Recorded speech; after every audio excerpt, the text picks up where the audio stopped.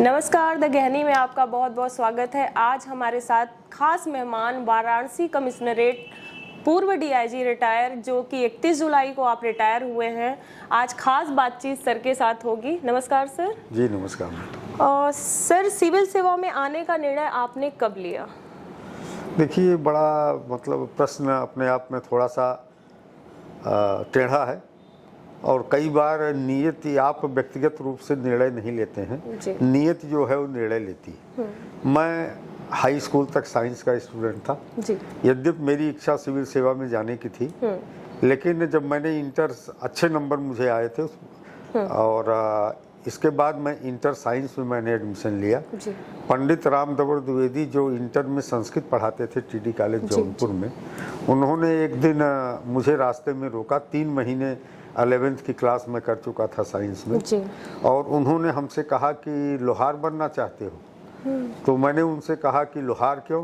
कहा इंजीनियर का मतलब जो है लोहा लक्कड़ का काम करने वाला, और मैं तुम में क्षमता देखता हूं कि प्रशासनिक अधिकारी बन सकते हो, इसलिए मेरा सुझाव है कि तुम साइंस छोड़ दो, आर्ट्स में आ जाओ और मैं तुम्हें बनाऊंगा। मैं साहस नहीं कर पाया। 4-5 दिन तक रात को मुझे सपने आते थे, लगता था मैं प्रशासनिक अधिकारी बन गया हूँ। फिर 5वें दिन मैं गुरुजी के पास गया और मैंने कहा, गुरुजी मैंने निर्णय ले लिया है कि मैं आर्ट्स में पढ़ूंगा। ये क्योंकि उस जमाने में आर्ट्स के लड़कों को बहुत सम्मान की दृष्टि से नहीं देखा जाता था। ऐसा माना जाता था कि जो कुछ लोफर टाइप के हैं, आवारा टाइप के हैं, वो आर्ट्स में पढ़ते हैं और अच्छे लड़के साइंस में पढ़ते हैं। लेकिन गुरुजी ने जो सपना दिखाया तो मैंने आर्ट्स ज्वाइन कर लिया। उन्होंने मेरी फीस ट्रांसफ़र कराई। उनकी पुस्तक कुटीर के नाम से एक किताब की दुकान जौनपुर में अभी भी है, यद्यपि गुरुजी अब नहीं हैं। उन्होंने मेरी सारी साइंस की किताबें वापस करा दी, अपनी दुकान पे रखवा ली। आर्ट्स की किताबें उन्होंने निःशुल्क मुझे सब उपलब्ध कराई। और फिर उसी समय चूँकि दिमाग में एक बात आ गई थी, और वो लगातार सिलेक्शन के काफ़ी थोड़ा पहले तक वो मुझे मॉनिटर करते रहते थे। यद्यपि उन्होंने केवल 2 साल इंटर में मुझे पढ़ाया था, लेकिन वो लगातार मेरे विषय में पूछते रहते थे या मुझसे कहीं न कहीं संपर्क उनसे होता रहता था। सर, पुलिस कितनी संवेदनशील है और इसमें सुधार की कितनी आवश्यकता है? देखिए, ये भी प्रश्न मैथमेटिकल नहीं है। पुलिस कहीं बाहर से नहीं आई है, इसी समाज का उत्पाद है। और जिस अनुपात में हमारा समाज संवेदनशील है, ठीक उसी अनुपात में पुलिस में भी संवेदनशीलता है। लेकिन जो समाज की संवेदनशीलता है वो बहुत मायने नहीं रखती, लेकिन एक डॉक्टर के रूप में, एक पुलिस अधिकारी के रूप में अधिक संवेदनशीलता की आवश्यकता होती है, क्योंकि दोनों में जो पीड़ित होते हैं वहाँ तात्कालिकता होती है, वहाँ बहुत लंबा समय नहीं होता। न तो पेशेंट के परिजनों के पास इतना धैर्य होता है कि वो मरीज के साथ कैजुअल अप्रोच को स्वीकार कर सके, न ही जो पुलिस थाने में पीड़ित आया है वो तभी आता है जब तात्कालिकता बिल्कुल अपने क्लाइमेक्स पे होती है। इसलिए 2 ऐसे संस्थान हैं जहां बहुत अधिक संवेदनशीलता की आवश्यकता है। लेकिन दुर्भाग्य है कि चूंकि समाज में संवेदनशीलता विभिन्न कारणों से अब तक पनप नहीं पाई है, तो वो इंडिविजुअल पे डिपेंड करता है। अगर कोई बहुत संवेदनशील अच्छा अधिकारी आ गया तो जनता हाथों हाथ ले लेती है, लोग स्नेह और सम्मान करने लगते हैं, नहीं तो ज़्यादातर मामलों में लोग भटकते रहते हैं। आज भी अधिकांश लोग पुलिस से डरते हैं सर, क्या कारण है? एक्चुअली पुलिस को बनाया ही गया था इसलिए कि उससे लोगों को डराया जा सके, और इसलिए अंग्रेजों ने पुलिस की स्थापना की थी अपने नियंत्रण को, अपने शासन को मजबूत करने के लिए। और पुलिस का एक काम भी है कि जो अपराधी है, जो अराजक है, उसको डराया जाए, उसको भय पैदा किया जाए, कानून का भय पैदा किया जाए, ताकि समाज में एक शांत व्यवस्था, कानून व्यवस्था बनी रहे। लेकिन अब समाज चूंकि तेजी के साथ बदल रहा है, तो आवश्यकता इस बात की है कि जो भले लोग हैं, जो अच्छे लोग हैं, वो पुलिस के साथ अपनापन महसूस कर सकें और पुलिस के पास जाने में उन्हें कोई पीड़ा, कोई भय न महसूस हो। पुलिस विभाग में कितनी सुधार की आवश्यकता है सर आपके हिसाब? देखिए, सुधार की आवश्यकता हर जगह है। कोई ऐसा संस्थान नहीं है, क्योंकि हर जगह विकास अपेक्षित है और सुधार जो है वो विकास का ही एक सोपान है। तो पुलिस में सर्वाधिक आवश्यकता तो इस बात की है कि एक संवेदनशीलता पुलिस के अधीनस्थों में विकसित की जाए। प्रशिक्षण में कुछ इस तरह की चीजें लाई जाए कि जो कर्मचारी अधिकारी है उसमें ह्यूमन टच जो है जी। वो बना रहे, जिसका बड़ा अभाव है, बिल्कुल। अभी भी बहुत अभाव है। महिला अपराध बढ़ते जा रहे हैं, इसके पीछे क्या कारण है? देखिए, मेरा इसमें थोड़ा सा अलग मानना है। जी। एक तो मेरा मानना है कि महिला अपराध बढ़ नहीं रहे हैं, केवल दिख रहे हैं। जी। और आज से 15-20 साल पहले तक सामाजिक आर्थिक कारणों से महिलाएं अपनी पीड़ा पी जाती थी और एक अभिशप्त जीवन जीने के लिए अपने को विवश मानती थी। जी। आज जब समाज में एक प्रगति आई है, शिक्षा का स्तर बढ़ा है, जी। नारी में आर्थिक स्वावलंबन आया है, तो वो अपने प्रति होने वाले अपराध को अब सहने के लिए तैयार नहीं है। तो थानों तक पहुंचने लगी है, पुलिस तक पहुंचने लगी है, तमाम सोशल मीडिया के प्लेटफार्म आ गए हैं जहां पे वो अपनी अभिव्यक्ति दे रही है। तो उस वजह से कई बार हमको दिखता है। जी। लेकिन अगर बहुत गहराई से आप पुराने समाज को देखें, आप अपने बचपन को देखें, अपने गांव को देखें, तो लगता है कि इस तरह के अपराध महिलाओं के साथ हमेशा होते रहे और वो द्वितीय श्रेणी के नागरिक के रूप में घर गांव में रही है।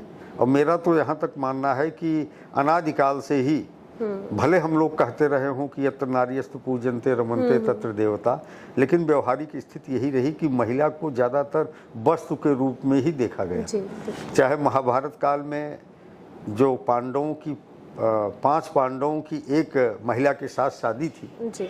मैं उसको उस रूप में नहीं देखता। मुझे लगता है कि 100 कौरवों से एकजुट होकर लड़ाई रखने के उद्देश्य से ही कुंती ने उन 5 के साथ एक महिला को बांधा था, ताकि एक खूंटे से बंधे रहे और उस संघर्ष में जो कौरवों के खिलाफ भविष्य में होने वाला संभावित था, जी।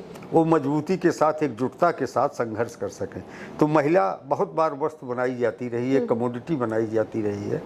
तो लेकिन आज तेजी के साथ विकास हो रहा है, प्रगति हो रही है, महिलाओं में भी शिक्षा के प्रति जागरूकता आई है और महिला उत्पीड़न बढ़ा भी है, क्योंकि महिला बाहर निकलने लगी है। तो निश्चित तौर पर अभी समाज में महिला के प्रति सम्मान की अभिव्यक्ति के संस्कार हम अपनी नई पीढ़ी को नहीं दे पा रहे हैं। तो बहुत बार महिला अपमानित होती है, पीड़ित होती है और उसके साथ छेड़खानी आदि की घटनाएं होती हैं और आगे तक की घटनाएं हो जाती हैं। लेकिन कम से कम अच्छी बात यह है कि अब महिला मुखरित होने लगी है और पुलिस थानों तक जाने लगी है। पुलिस महिला संबंधी अपराधों को लेकर के संवेदनशील है। शासन स्तर पर कई अभियान लगातार चलाए जाते रहे हैं और अभी भी अनवरत चल रहे हैं। महिला अपराधों की निगरानी के लिए एडीजी स्तर के अधिकारी द्वारा नियमित मॉनिटरिंग की जा रही है। तो निश्चित तौर पर ये एक शुभ संकेत है। समाज में महिलाओं की स्थिति क्या है? देखिए, समाज में होना तो ये चाहिए कि आधी आबादी महिलाओं की है, तो महिलाओं के साथ वही सम्मानजनक व्यवहार होना चाहिए जो पुरुषों के साथ होता है।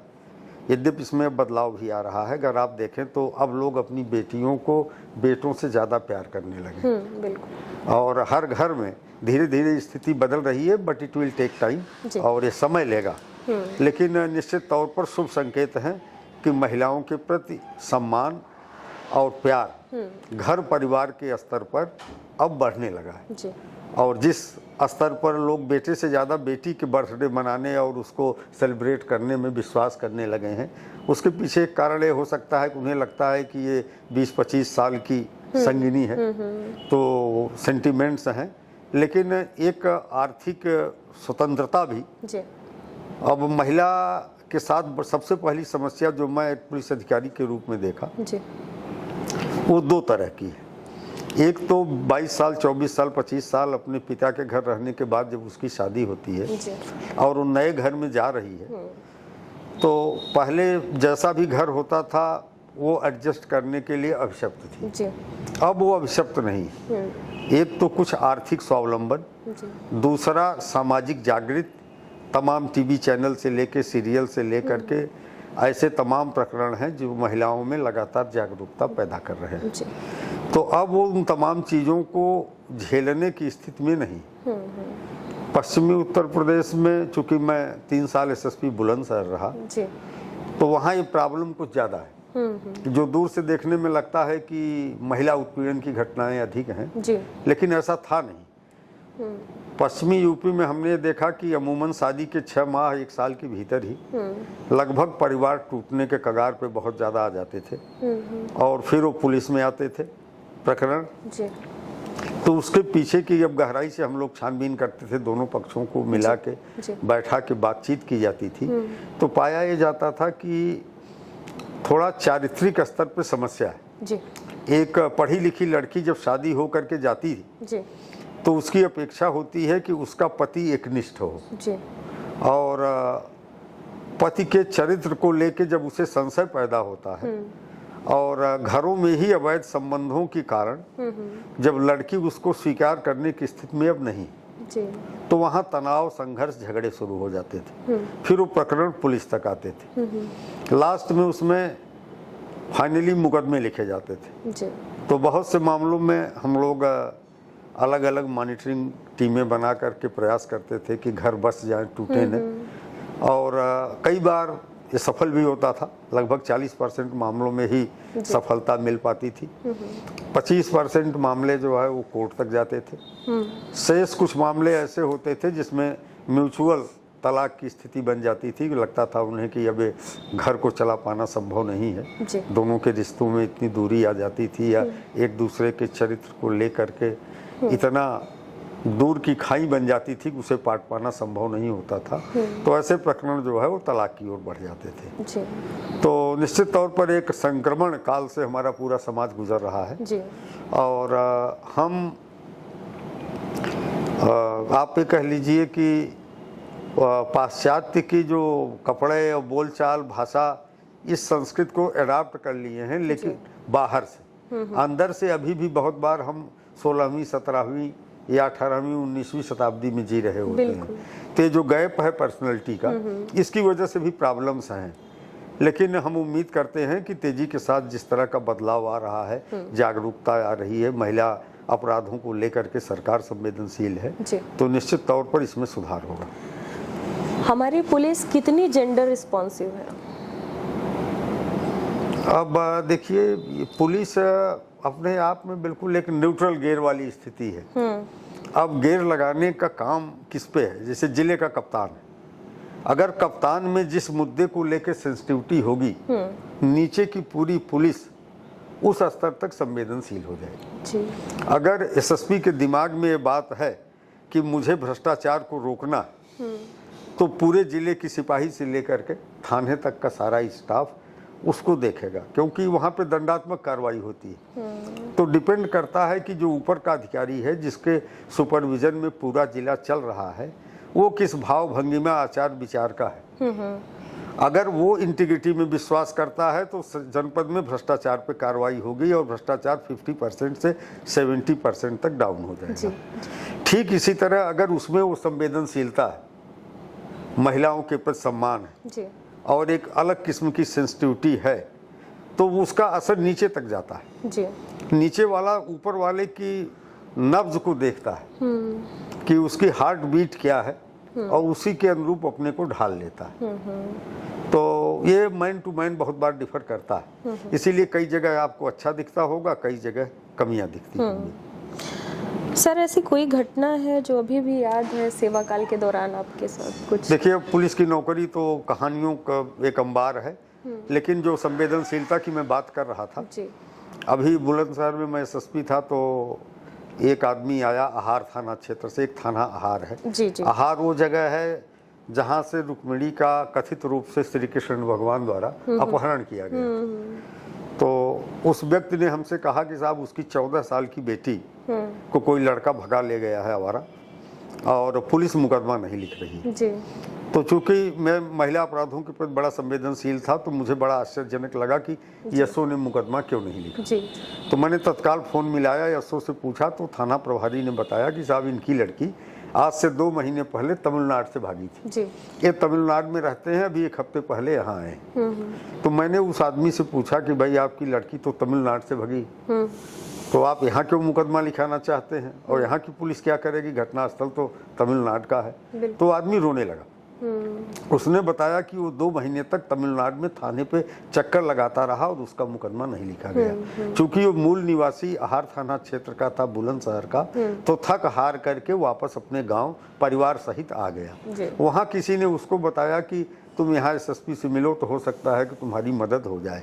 कहा, मुझे लोगों ने बताया था कि तमिलनाडु की घटना मत बताना, नहीं तो पुलिस नहीं लिखेगी।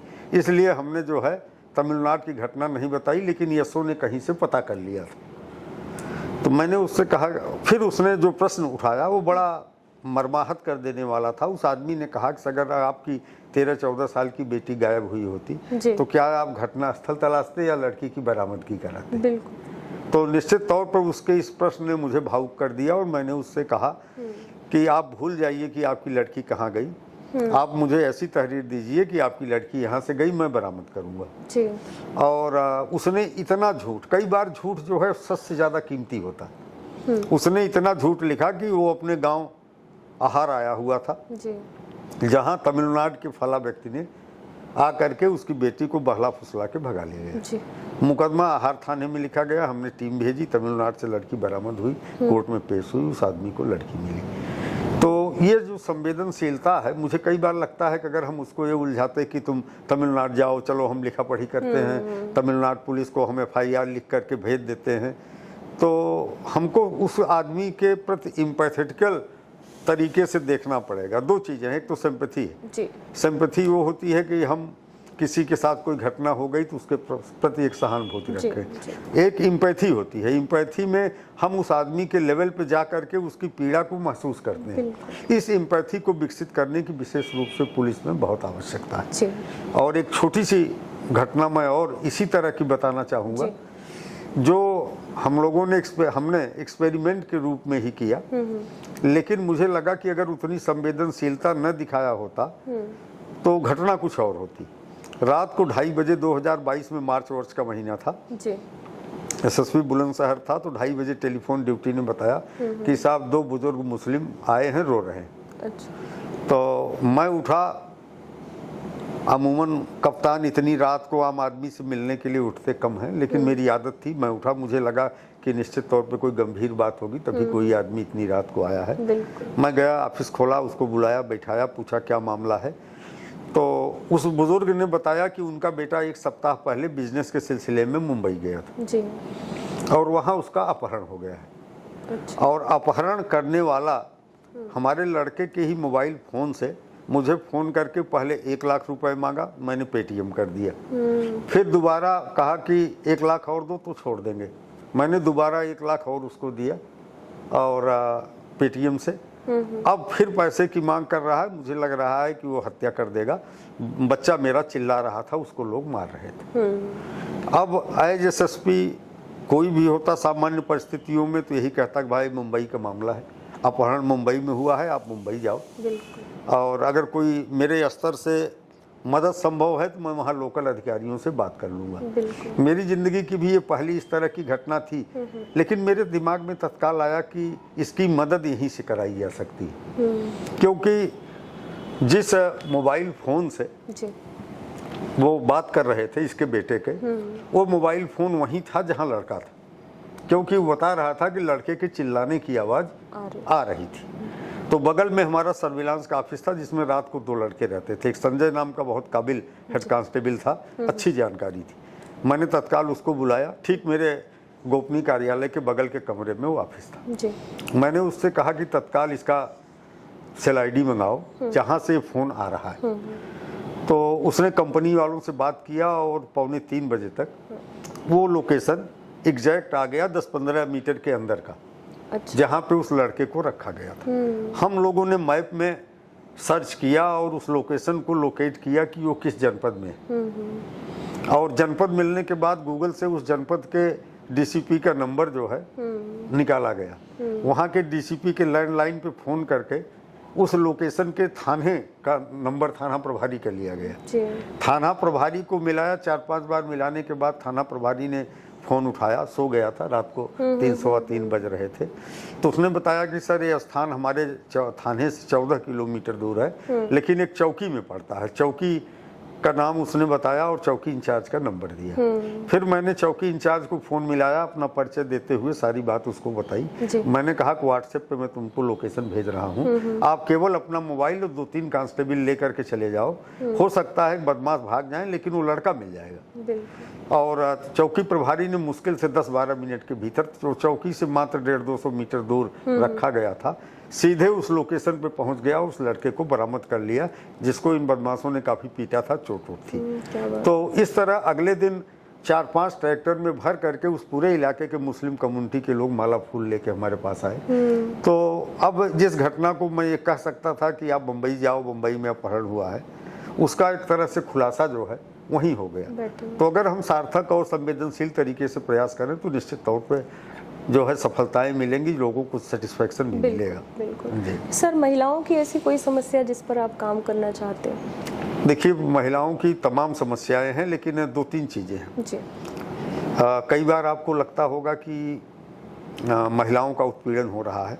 पुलिस की नौकरी में मैंने पाया कि बहुत बार पुरुषों का भी उत्पीड़न महिलाओं के द्वारा किया जा रहा है। और लेकिन महिला की अपनी व्यवस्था है। जैसे एक महिला जब प्रताड़ित हो जाती है और उसके उस घर में रहने और जीने की जब संभावना समाप्त हो जाती है, उसे लगता है कि इस घर में गुजारा संभव नहीं है, तब वो ससुर जेठ आदि के खिलाफ फर्जी रेप और छेड़खानी जैसे गंभीर धाराओं में मुकदमा लिखाती है। अब यहाँ पे एक पूरा परिवार तहस नहस होने की स्टेज में आता है। और कई बार द्वंद्व हमारे सामने आते थे। महिला लिखाती थी, 164 में बयान देती थी, और स्थिति ये होती थी कि एक आदमी जो कम से कम बलात्कार का दोषी नहीं है, वो बलात्कार जैसी गंभीर घटना के अपराध में जेल जाने के मुहाने पे खड़ा होता है। तो महिलाओं में भी ये चेतना विकसित करनी पड़ेगी कि चूंकि देश, समाज, सरकार सब महिला के साथ खड़े हैं, तो दुरुपयोग ना। और क्योंकि देखिए, कोई महिला कोई निरपेक्ष नहीं है, वो सापेक्ष है। वो किसी घर की बेटी है, किसी की बहू है, किसी की सास है। तो हमको बड़े समग्र रूप में इसको देखने की ज़रूरत है जी। और अगर एक निर्दोष जेल जाता है तो उस घर की महिलाएं भी उतनी प्रताड़ित होती हैं। सामाजिक रूप से, मानसिक रूप से महिलाएं भी जेल जा रही हैं। तो इसमें एक जागरूकता पैदा करने की आवश्यकता है, और समाज को भी इसमें एक बहुत महत्वपूर्ण रोल प्ले करना पड़ेगा कि सामाजिक संस्कार और महिलाओं के प्रति सम्मान के भाव पैदा करने की संस्कृति घर में अपने बच्चों को देनी पड़ेगी जी। ताकि जो हमारे घर में पैदा होने वाले बच्चे हैं, बड़े होकर के महिलाओं के प्रति एक सम्मानजनक, दूसरे के घर की महिलाओं के प्रति एक सम्मान का भाव रख सकें। स्कूलों को भी इसमें बहुत काम करने की आवश्यकता है।